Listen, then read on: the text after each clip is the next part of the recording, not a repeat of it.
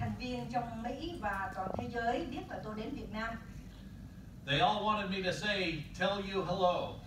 Và tất cả mọi người đều muốn anh nói với chúng ta là xin chào. And they were all proud to have you part of our Juuva family. Và họ rất là vinh dự để có chúng mình trở thành gia đình với thế giới. So what I would like to do is take a picture of you saying, hello Juuva family in the world, if you'll help me. Bởi vậy nên tôi muốn có một cái video clip tất cả các bạn đều chào gia đình Juuva thế giới. Nhưng bắt đầu ra tôi xin muốn gửi lời chào gia đình Juuva Việt Nam. Yes. So I'm going to say hello Juuva Vietnam, and in return, you'll then say hello Juuva family in the world. All over the world. Do they need to practice? Oh, look at this, already up there. Mình tập một lần nha. Anh Jeff sẽ nói là hello Juuva Việt Nam. Sao mình nói gì? Hello Juuva family all over the world. All right, we're going to do it with excitement though, right? This is a practice. Oh, one practice, One okay. practice. I won't film the practice. Okay. Go ahead first, Jeff. Hello Juuva Vietnam. Hello, Juuva family all over the world. Oh, that was great.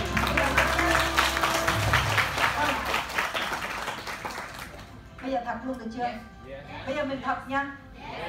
Mình chuyên nghiệp mà mình đâu cần phải tập nhiều lần đúng không? Một lần là mình làm đúng chưa? Okay, now it's real. You ready? Hello Juuva Vietnam. Hello Juuva family all over the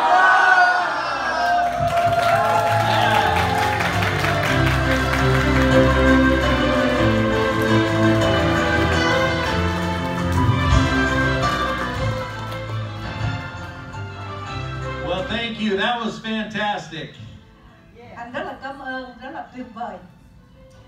I will make sure they get it in your warm welcome. Và tôi chắc chắn là tất cả mọi người sẽ nhận được cái câu chào này. I'm so excited to be back in Vietnam. It's been a long time. Anh rất vui và hứng khởi để trở lại Việt Nam. Đã lâu rồi anh chưa có ở đây. I am excited to see some of you's progress in Juuva.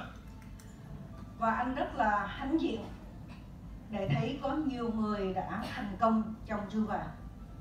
The before and after pictures are always amazing. Những cái tấm hình trước và sau thật là tuyệt vời. Our tagline in Juuva is transform your life. Cái khẩu hiệu của Juuva là thay đổi đời sống. And we are doing that with people all over the world. Và Juuva đang làm những cái điều đó với rất là nhiều người trên thế giới. Our goal is to transform the lives of millions of people all over the world. Cái mục đích của Juuva là thay đổi được đời sống của rất là nhiều người, cả hàng triệu người trên thế giới. And you can only do that when you start with yourself. Và mình chỉ có thể làm như vậy khi mà mình bắt đầu bằng chính mình. Some of you know my story. Có nhiều bạn đã biết câu chuyện của anh. I was raised by good parents. Anh được lớn lên và được dạy dỗ từ từ cha mẹ rất là tốt. Get a good education. Có học thức tốt. Find a good company, go to work. Tìm một công ty tốt và đi làm. And climb the corporate ladder. Và từ từ leo thang trong công việc. And that's what I did. Và đó là cái điều anh đã làm. I became the chief operating officer of a very large restaurant company.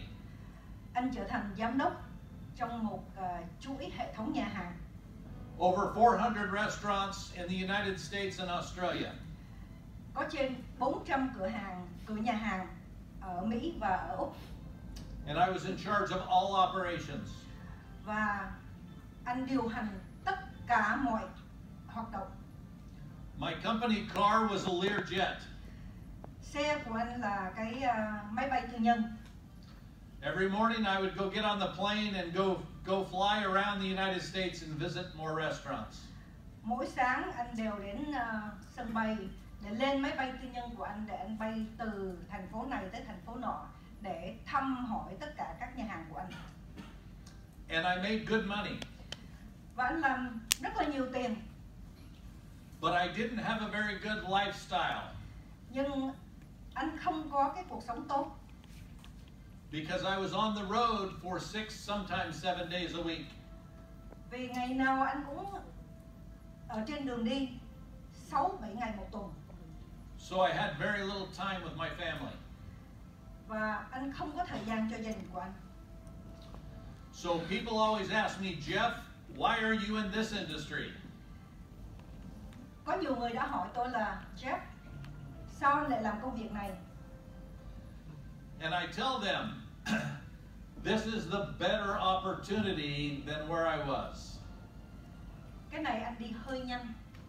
Là khi mà anh thay đổi từ Quảng Trị, anh là giám đốc chuỗi nhà hàng Lone Star Restaurant trên 400 nhà hàng, thì anh đã thay đổi để anh bước qua kinh doanh với Juuva.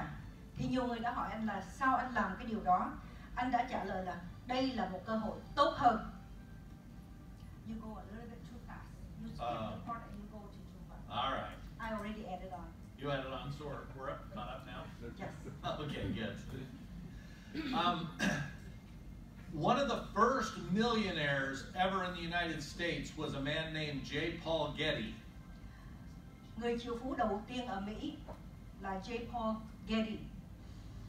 And he made a comment, a statement, Và anh đã nói lên một câu that said, I would rather have 1% of 100 people's efforts than 100% of my own. Câu này là tất cả các bạn đã nghe khi Level chia sẻ. Thì anh nói là tôi thà là có 1% của 100 người, còn hơn là tôi làm 100% công sức của tôi. And that's how the world works when it comes to money. Và đó là cái cách thế giới làm ra tiền. Wealthy people found out how to leverage their time, effort, energy, and money. Người giàu kiếm cách làm sao để mà mình có thể cân bằng thời gian, công sức và tiền. And you see it around with all these business owners that do very well. Và các bạn thấy là chung quanh ta những cái người chủ kinh doanh mà làm rất là tốt. But the employees don't. Nhưng mà nhân viên thì lại không. And if you want to get to own a large company, usually it takes a lot of money. Và để mình có một cái kinh doanh lớn, làm nhiều tiền thì mình phải đầu tư rất là nhiều tiền. So very few of us ever get a chance to become owners. Thành ra rất là ít người trong chúng ta có thể trở thành một nhà kinh doanh lớn. What we do with Juuva Ở Juuva is we allow people to get leverage without having a large cost of a business startup. Juuva có một cái hệ thống để cho tất cả mọi người có thể trở thành một nhà kinh doanh lớn mà không cần đầu tư rất là nhiều tiền. We have a model in which you can get 1% of thousands of people's efforts without any efforts of your own. Và tiêu chuẩn mẫu vẫn là 1% của 100 người hơn là 100% của một mình. Today in Juuva there will be tens of thousands of people that look at the Juuva products to see if they want to purchase. Ngày hôm nay cả 100.000 người trên thế giới đều nhìn đến sản phẩm của mình và họ cân nhắc sản phẩm nào họ có thể sử dụng cho họ để tốt hơn cho sức khỏe của họ. And all the success of those sales, I get a small percent of. Và tất cả những cái bán hàng đó, chính tôi có được 1% nhỏ xíu ở trong đó. And the same can be true for you. Và cũng giống như cho các bạn.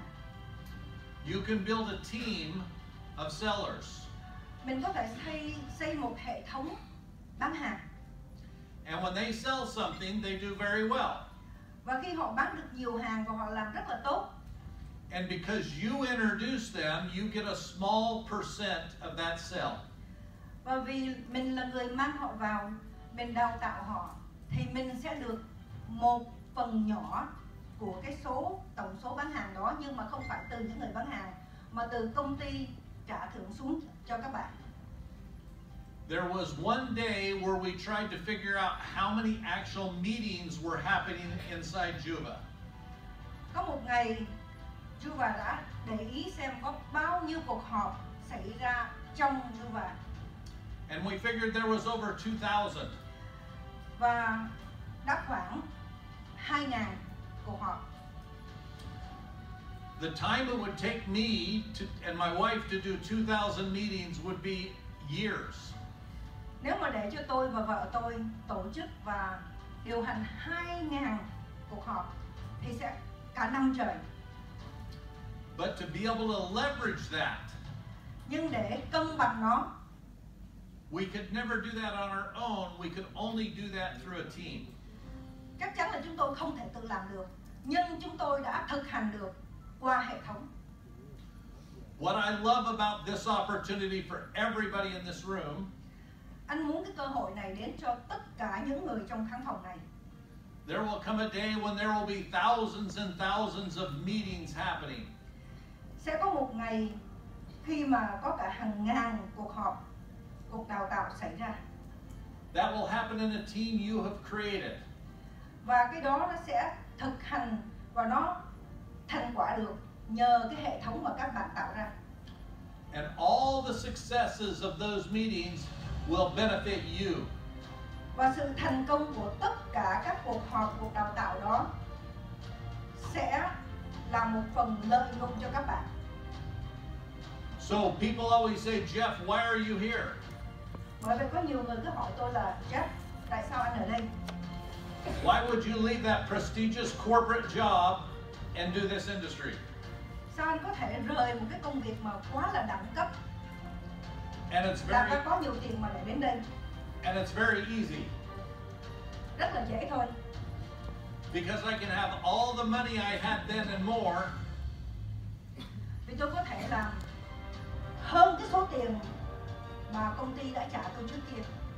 But I can also have time freedom at the same time. Và tôi cũng có thể sử dụng cái thời gian dư của tôi để với gia đình của tôi. And just as is true for me, it is true for you. Và đó là sự thật cho tôi, cũng sẽ là sự thật cho các bạn. Just recently, the last 6 months, I was invited to go back to the restaurant industry. 6 tháng về trước, người chủ của chuỗi nhà hàng đã mời tôi trở lại. And the package they put together was over $1 million a year in salary. Và họ mời tôi trở lại với hơn 1 triệu đô một năm. And I said, you cannot afford me. I would take a pay cut. Và tôi trả lời với họ là xin lỗi, tôi không nhận lời được, là vì như vậy tôi sẽ bị giảm tiền mà tôi đang nhận được. And I would not be able to come to Vietnam. Và chắc chắn là tôi cũng không thể nào đến Việt Nam được. And see my good friends and family. Và gặp những người bạn thân và những gia đình của tôi ở Việt Nam. So the exciting thing for me is not more money. Cái sự phấn khích cho tôi không phải là nhiều tiền hơn. The exciting for me here is seeing you guys achieve what I've achieved. Mà cái quan trọng và cái khích lệ lớn nhất cho tôi đó là thấy các bạn làm nhiều tiền hơn. I'm so convinced that this is the best opportunity in the world that I sponsored my parents. Tôi tin đây là cơ hội tốt nhất trên thế giới. Đó là lý do tại sao tôi mang cả ba mẹ tôi vào cái hệ thống của tôi. My dad is 84 and my mother is 82. Ba của anh là 84 và mẹ của anh là 82.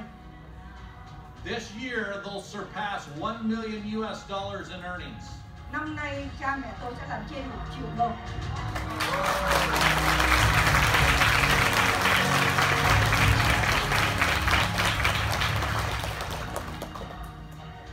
They have never done that in their whole professional career. Ba mẹ của anh chưa bao giờ làm được một con số tiền mà gần như vậy hoặc là xa tới như vậy chưa bao giờ làm được con số đó. If you talk to them, they'll say this is the best thing that ever happened to them. Nếu các bạn có cơ hội được gặp ba mẹ tôi, sẽ nghe ba mẹ tôi nói một câu là đây là cơ hội tốt nhất trên thế giới. And if my parents in their 80s can do this, everybody in this room can do this. Và nếu ba mẹ của anh trên 80 mà làm được, thì chắc chắn tất cả các bạn trong khán phòng này đều làm được.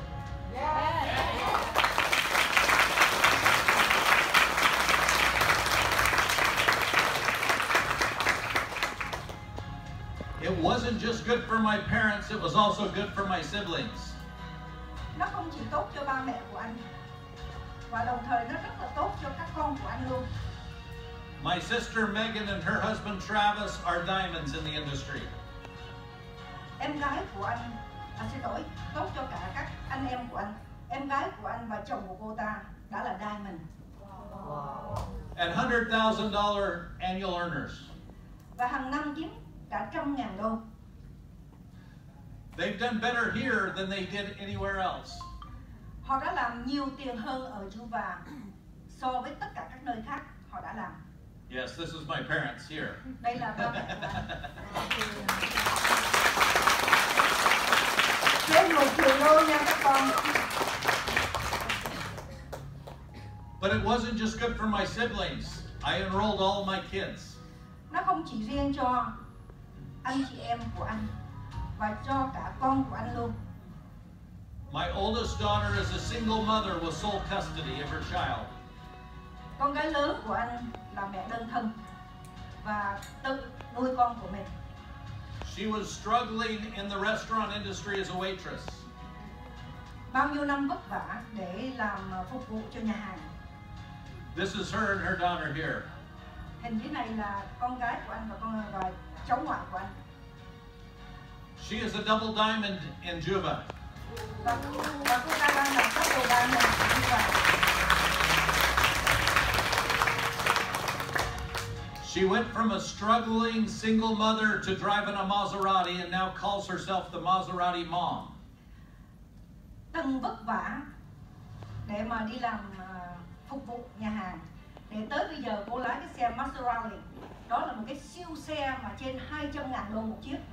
Thì mọi người đang gọi cô là Maserati mom.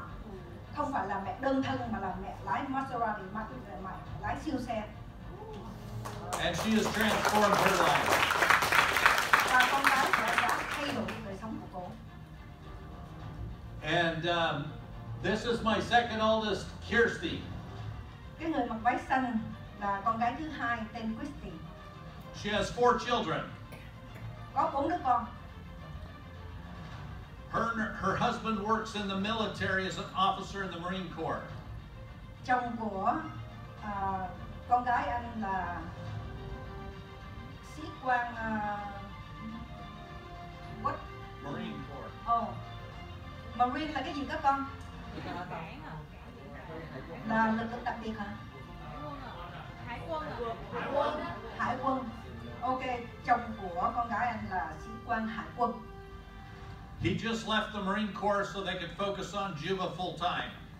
Và anh vừa rời hải quân để về cùng con gái làm việc trọn giờ. They're platinums in Juuva. Ngay bây giờ đang là platinum.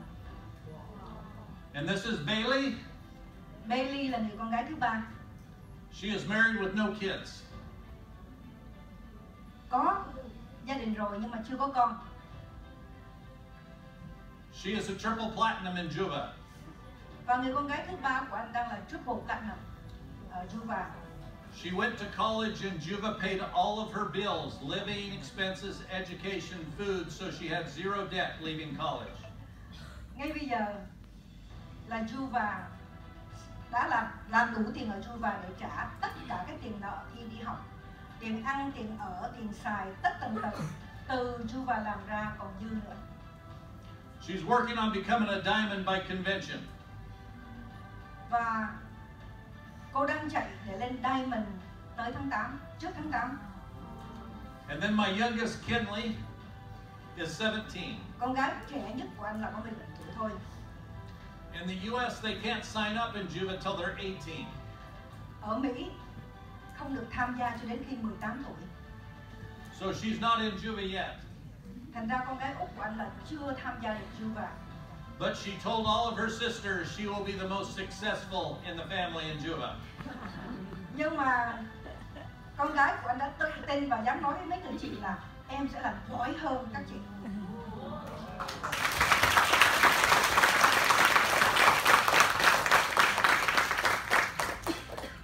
I want to tell you the secret to building a large Juuva business. Anh sẽ chia sẻ một cái bí mật như thế nào để xây một cái hệ thống lớn trong Juuva. Because it's not hard. Nó không có khó. It does take a lot of work. Nó đòi hỏi nhiều công sức. You have to be consistent. Mình phải làm thường xuyên. If every day you will talk to somebody about Juuva and these great Juuva products, Nếu ngày nào chúng mình cũng chia sẻ về cơ hội ở Juuva và sản phẩm của Juuva, and convince them either to buy or to join the Juuva family, và thuyết phục họ là hoặc là mua hoặc là trở thành thành viên trong hệ thống, you will find that before too long you will have a large team. thì các em sẽ thấy là không lâu sau là mình sẽ có một hệ thống rất là to. And the Juuva model, the way it pays out with a large team, is very successful. Và cái cách trả thưởng của Juuva cho những người có hệ thống lớn cao hơn tất cả mọi công ty khác. For instance, my parents, Ví dụ như là ba mẹ của anh, they do not know the internet. hai ông bà không biết gì về They are too internet. old. They are too old. Già quá rồi. Xin lỗi các con, mẹ cũng vậy, mẹ mới 71 mà mẹ cũng không có rành luôn. They just go out every day, and every person they come in contact with, they talk about the Juuva products and, more importantly, the Juuva opportunity. Mỗi ngày ba mẹ anh đều đi ra ngoài, gặp ai cũng chia sẻ về sản phẩm, chia sẻ về cơ hội. And they talk about the emitter Và chia sẻ về bút, and how it takes away pain. và nó mang cái đau ra khỏi cơ thể của mình. And most people are interested in taking away pain. Và ai cũng rất là mong muốn, nếu mà mình đã có những cái chỗ đau, những cái đau nào đó mình đều mong muốn cái đó nó sẽ biến mất. And so they loan it out. Và ba mẹ con đã cho mượn cái bút để người ta trải nghiệm. And within a couple hours, they call them back. Và chỉ trong vòng vài tiếng thôi là gọi họ trở lại. And everybody wants to buy it Và ai cũng muốn mua cả. because their pain has gone away. Là vì cái đau nhức trên người của họ đã biến mất. And then they say you can buy it from me or you can buy it from yourself. Và câu trả lời của ba mẹ anh là các bạn có thể mua từ tôi, hoặc các bạn có thể mua từ các bạn And với then, giá của thành viên. and then they explain to him what Juuva is and how this model works. Và cái bước tiếp theo mà ba mẹ của anh giải thích cho mọi người là cái cách làm việc như thế nào trong hệ thống của Juuva. And when they say how easy it was, they all want to join the Juuva family. Và khi họ thấy cái quyền lợi và cái sự dễ dàng như thế nào thì họ đều muốn tham gia. Because most people in their 80s aren't experiencing the health my parents experienced. Những người mà trong cái tuổi 80 đều không có cái sức khỏe như ba mẹ của anh. And that is a credit to these great Juuva products. Và cái đó là cái điểm tốt từ sản phẩm Juuva. But very few people in their 80s are experiencing the wealth my parents are experiencing. Và rất là ít người trên cái tuổi 80 mà có cái sự giàu sang như ba mẹ của anh. And it's just not my family members, but it's hundreds and hundreds of other members of Juuva family. Không riêng chỉ một mình ba mẹ của anh, mà cả trăm gia đình với những người lớn tuổi cũng đều thành đạt ở trong Juuva. I want to talk to you a little bit about why Juuva is different. Anh muốn chia sẻ một ít là vì sao Juuva khác. Some people say, I don't like this industry. Có nhiều người nói là tôi không thích cái cách làm việc này. And a lot of that is because not all of this industry is good. Đó là lý do. Thật sự ra thì không phải là công ty nào cũng là tốt. Lots of companies sell products that don't work. Có nhiều công ty bán những sản phẩm không có hữu hiệu. Lots of companies have owners out there that aren't committed to pay distributors fairly. Có nhiều công ty ở ngoài kia không có sẵn sàng trả ngược trở lại cho thành viên số tiền mà họ xứng đáng để được hưởng. Lots of companies out there don't pay when they're supposed to. Và có nhiều công ty đã không trả ra khi họ cần phải trả ra. And lots of companies just want to sign you up and then give you no help. Và rất là nhiều công ty chỉ có muốn mang bạn vào nhưng không giúp cho bạn làm việc. A great example of this is I was in the office in the United States with Grant Pace, our co-founder. Và cái ví dụ điển hình là khi tôi ở trong văn phòng với lại người sáng tạo ra công ty là anh Grant Pace. And a lady, a woman came in and was very excited. Và có một người phụ nữ đã đến và cô ta rất là kích động. She said, I love Juuva. I'm so excited to be part of this family.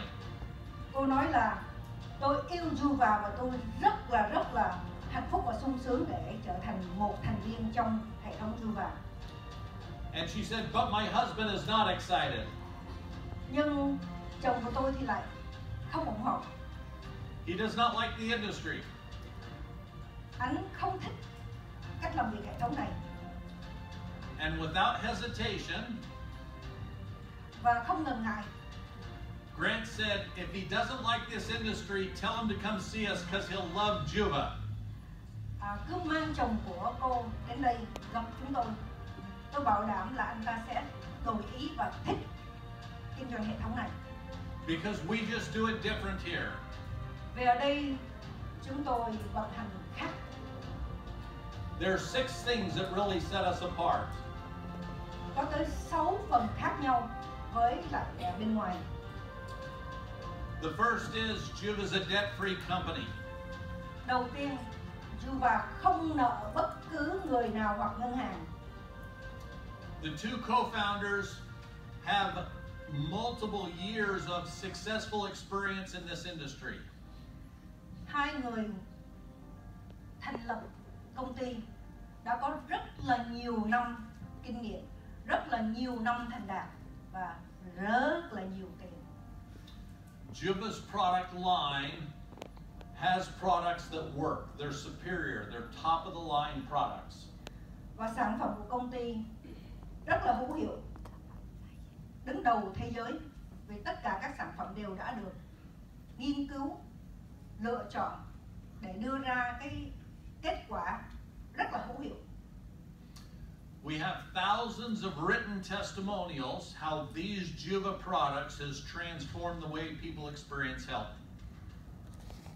Chúng tôi có hàng ngàn cái lời cảm nhận, cái lời chia sẻ là sản phẩm của công ty đã tốt như thế nào và đã giúp họ như thế nào. Over and over, and my family is a prime example. Và gia đình của anh là một ví dụ điển hình. We almost take every product every day. Gia đình của anh sử dụng tất cả sản phẩm của công ty mỗi ngày. Because it's just better than we can find anywhere in the world. Vì nó thật sự tốt hơn tất cả những cái sản phẩm nào khác có thể tìm được trên thế giới. Juuva owns 100% of the formulas of every product it delivers. Juuva làm chủ 100% sản phẩm mình sản xuất. And when it comes to pay, Juuva is the highest paying company in the industry. Và khi để trả ngược lại cho công của tất cả mọi người, mọi thành viên trong hệ thống, thì Juuva trả ra cao hơn tất cả mọi nơi. So if you're going to be successful in this industry, you're twice as likely to be successful in Juuva than anywhere else in the world. Để tìm một sự thành công ở trong bất cứ ở đâu, bảo đảm tất cả các bạn sẽ thấy sự thành công ở công ty này cao hơn tất cả mọi nơi. And the last thing that separates us apart is we believe everyone that signs up to be part of this family needs to get training. Và cái điều cuối cùng là anh tin là để cho tất cả mọi người được đến cái thành công thì các bạn sẽ được đào tạo. And I'm so excited to see the training that's happened in Vietnam. Và anh rất là hứng khởi để thấy cái sự đào tạo, hướng dẫn và nắm tay chỉ việc của từng người một ở trong hệ thống Việt Nam. There's just not another company in the world like Juuva. Không một công ty nào trên thế giới giống như ở đây của mình. Most companies that are formed in the US and come to Vietnam, the co-founders, you would never see them.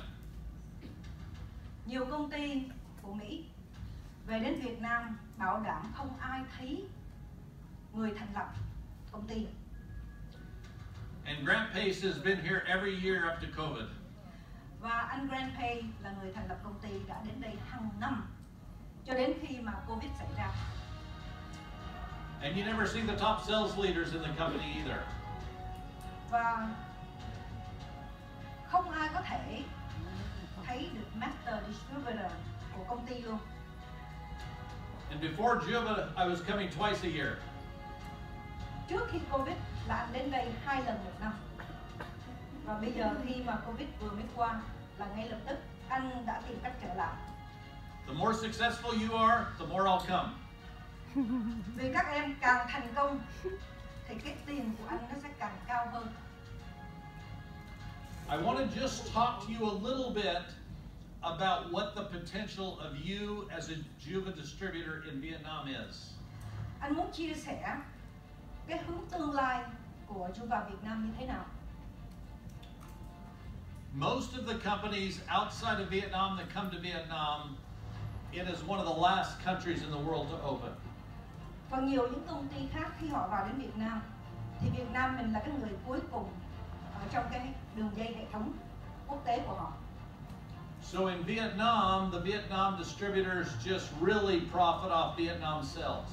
Thành ra ở Việt Nam là chỉ có được hưởng lợi từ Việt Nam doanh thu. In Asia, the only other two countries we're open in is the Philippines and Taiwan. Ở Đông Nam Á mình, công ty chỉ có mới mở cửa ở Philippines và Đài Loan. So this model, the way it works, is we open more countries in Asia.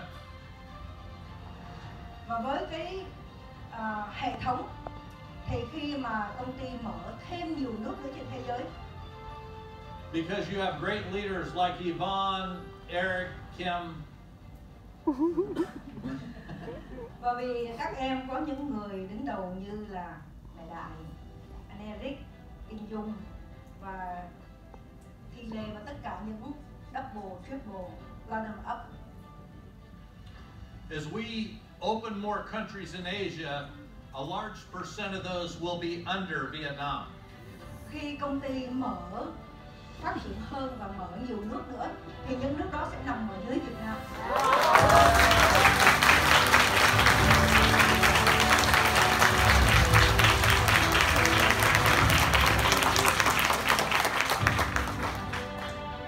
Now, you may ask me, how do I take advantage of that? Các bạn có lẽ sẽ hỏi anh là anh tận dụng cái đó như thế nào? And the easiest way to do that is build the largest organization in Vietnam. Và rất là dễ. Các em chỉ cần xây một cái hệ thống to nhất ở Việt Nam. Because you never know who you have in your team that knows somebody who knows somebody outside of Vietnam. Vì các em không thể biết là biết đâu trong những cái người trong hệ thống của mình sẽ có những người biết những người ở nước khác. So the saying is build local, go global. Cái câu nói rất là dễ hiểu là xây local là gì các con? Xây địa phương để lan ra thế giới. So, who here wants a large global business? Ai ở trong đây muốn một cái hệ thống lớn trên thế giới? Yes, everybody does, right? Bây giờ mẹ có câu hỏi nữa là ai ở trong đây biết người thân quen nào ở nước ngoài? I ask, how many of you know someone in your system that know people from overseas? Quite a few people. Yes. And that's the exciting thing about the Juuva model. Và đó là cái niềm phấn khởi, cái điểm cộng của Juuva. Now, our commitment to you today is Cái cam kết của các em ngày hôm nay. if you know somebody in the United States, Nếu các em biết ai ở bên Mỹ, or your team members know somebody in the United States, hoặc là thành viên trong hệ thống của mình biết ai ở bên Mỹ, I will help talk to them about Juuva in your behalf. anh sẽ đại diện các em để nói với họ về hệ thống của các em. Because nothing's better than when you put your head on your pillow to go to bed at night, Không có gì tốt hơn là khi các em đi ngủ and have a team member in the United States wake up ở bên Mỹ là có những người ta đang thức, và vì là ở Việt Nam là đêm thì bên Mỹ là ngày. Sẽ có anh làm việc cho các con đó.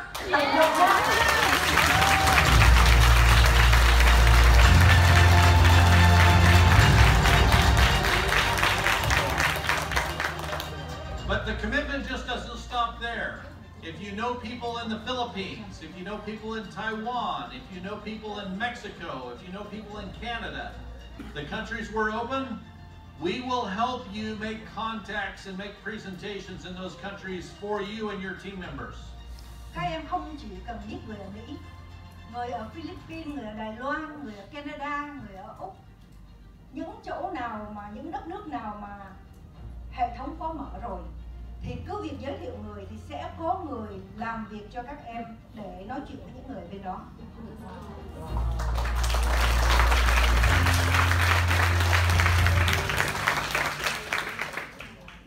One of the other things that separates Juuva from all other companies in every industry Một điểm đặc biệt để cách biệt công ty mình và nhiều công ty khác trên thế giới. And I'll take you to an example when I was in the restaurant industry. Và để anh mang một cái ví dụ về cái hệ thống nhà hàng. My year-end bonuses came because I controlled costs. Cái tiền lương và tiền thưởng của anh được có nhờ anh kèm cái tiền chi phí. And in the restaurant industry, they call them the big two. There's two big costs that help control profits. Và ở trong cái hệ thống nhà hàng thì có hai cái điều rất là lớn. Đó là hai cái điều chi phí cho để vận hành công việc đó. The first is food cost. Cái thứ nhất là thực phẩm. And you have to give food away, so you cannot not give food. Và chắc chắn vì là nhà hàng mình phải có thức ăn nên không thể không mua thức ăn, không thể mua thực phẩm. So that cost is somewhat fixed. Thành ra cái đó gần như là nó đã chắc rồi, là phải chi cho thực phẩm. But the biggest variable cost is labor. Bởi vậy, để giảm tiền chi thì chỉ có giảm tiền công, tiền gia công, tiền lao công. So the managers, district managers, regional vice presidents all got bonuses for keeping labor down. Thì tất cả từ quản lý tới giám đốc tới cao hơn đều được lương cao và thưởng cao khi họ cùng đồng thanh chung tay để mà giảm thiểu cái tiền lương trả ra. Why Juuva is different? Với công ty của mình, cái khác biệt là chỗ này. When you become a top 10 rank in Juuva, Khi các bạn có cấp bậc trong công ty, the biggest part of your bonus comes from matching checks. thì cái tiền thưởng nó từ cái matching, cái tiền trả ra cho những người trong hệ thống của mình. So for Denise and I to make any more money in Juuva, we have to help you make money. Thì để cho anh và vợ anh là Denise làm nhiều tiền hơn, thì cách duy nhất của anh là làm sao cho tất cả các em làm được rất là nhiều tiền. Signing people up doesn't do a whole lot. Đăng ký người vào thì cũng không có được nhiều lắm. Helping people make big checks is the way I make more money. Giúp những người đã tham gia vào hệ thống của anh làm nhiều tiền, làm cái check lớn, thì cái đó là cái tiền của anh nó cao hơn. And that's why this is a better business model. Và đó là cái anh thấy tốt nhất mà mọi người phải nhớ. Khi mà cái tiền thưởng của anh cao hơn, không phải là lấy từ những cái người mà tham gia với anh, mà đó là công ty thưởng ngược lại cho anh, dựa theo những cái gì mà những người tham gia làm ra. Ví dụ, mẹ nói ví dụ, chẳng hạn như là Kim Dung mà làm được 50 triệu, thì anh sẽ được công ty thưởng ngược lại cho anh bao nhiêu % Eric?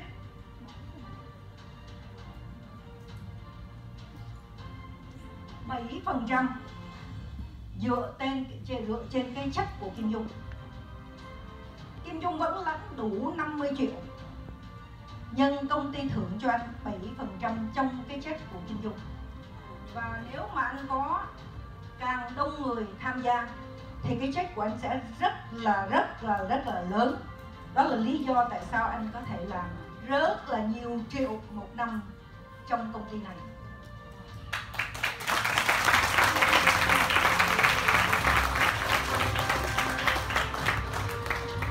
So the whole purpose of my visit here is to help everybody in this room make more money. Cái điểm chính của anh đến với Việt Nam là anh muốn truyền cái năng lượng. Anh muốn đưa đến những cái điều cho tất cả mọi người hiểu là anh luôn luôn đứng đây với mọi người.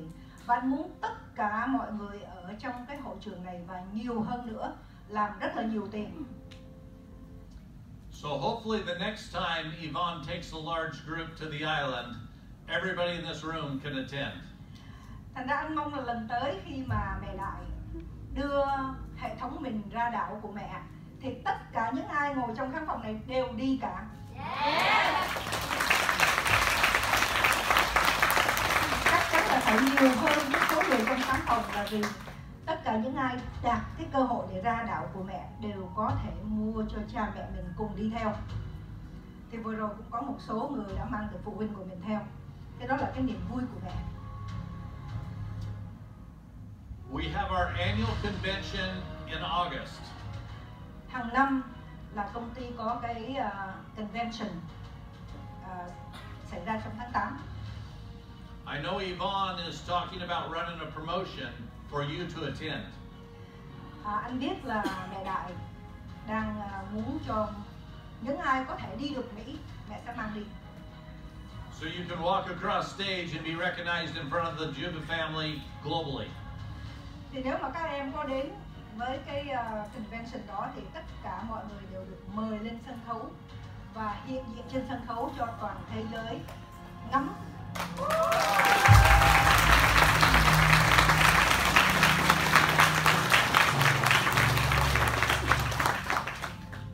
So far, everybody in the Juuva family that has got to go to the United States, I'll knock on wood, but we've got a visa through Grant's contacts to get them in for the convention. Những ai nghĩ là mình có thể đi Mỹ được thì an tâm về visa, vì anh Grant Page đã có những thư mời để mình 100% đạt visa để đi.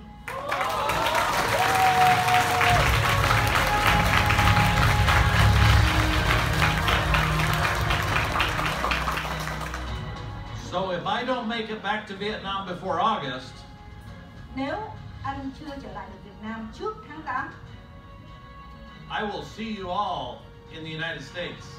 anh mong là gặp được tất cả bên Mỹ.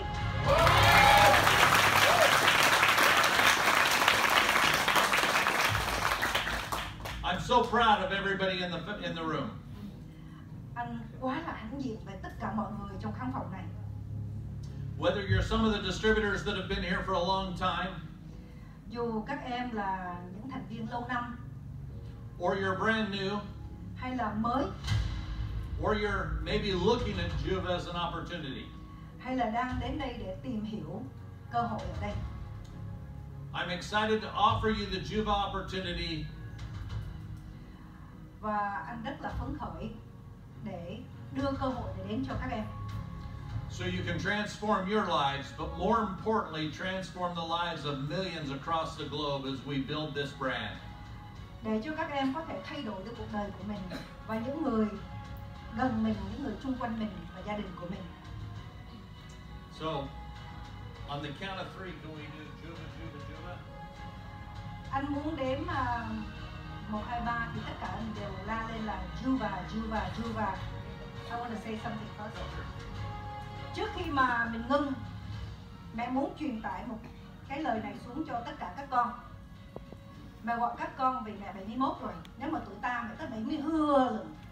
Thật ra mẹ nghĩ là mẹ đủ cái điều kiện để mẹ xưng là mẹ luôn cho với tất cả. Thì mẹ đã cho các con một cái tên để mình có thể tự hào. Đó là tên Juuva. Du là tất cả các con, Power là sức mạnh. Thì với cái hệ thống này, sức mạnh từ các con, ở đâu mình cũng phải làm. Và không đâu có thể trả ra cao hơn ở đây. Nên cứ nhớ cái tên của mình là sức mạnh của mình làm đi, để mình được những gì mình mong muốn. Tại sao Kim Dung, Thi Lê và tất cả các bạn ngồi trên dàn đầu và có thể làm được? Và check của họ có thể làm được tới 50-60 triệu một tháng. Mẹ nói con số trung bình. Mẹ không muốn nói là có những khi hơn. Thì tại sao mình không làm được? Đây là những cô sinh viên ra trường mặc như cái giày cơm cháy, không biết phấn son là gì, không biết đi đâu. Cha mẹ thì làm trong những rừng cao su, cạo mũ cao su.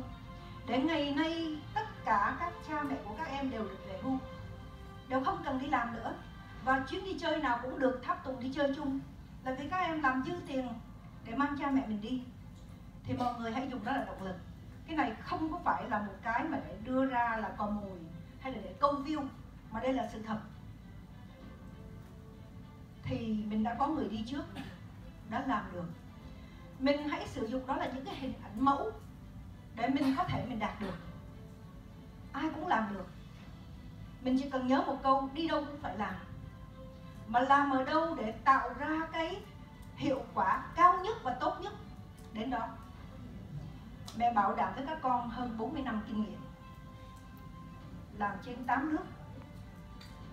Từ 9 năm đi làm cho người ta và sau đó là tự mình làm chủ. Vất vả từ bước đầu để cho đến khi mẹ thành đạt. Thì mẹ cam kết với các con đây là cơ hội tuyệt vời nhất.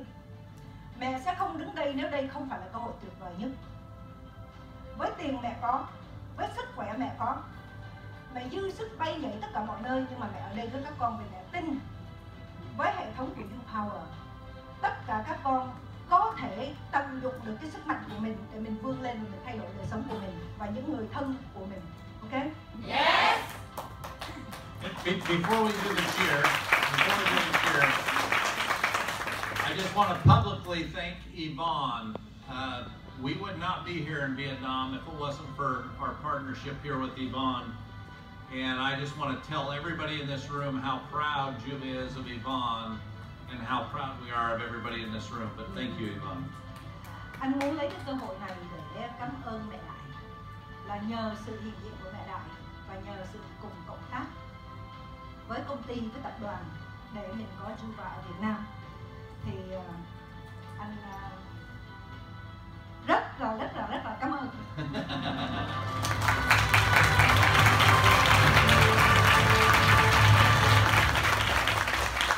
This opportunity is so good from a timing standpoint because Yvonne has paid the price to get Vietnam open before the other countries. So thank you.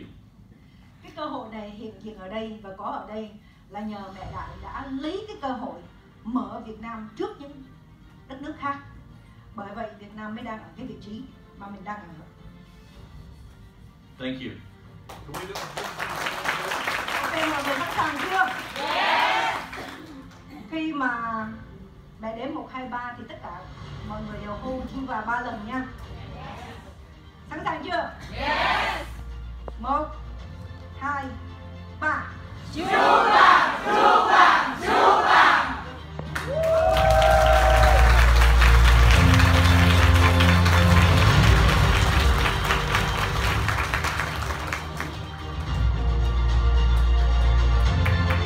Và một tràng pháo tay lớn hơn nữa để cảm ơn phần chia sẻ thật tuyệt vời của Mr. Jeff Bracken và mẹ đại Miss Yvonne Bí Hoài.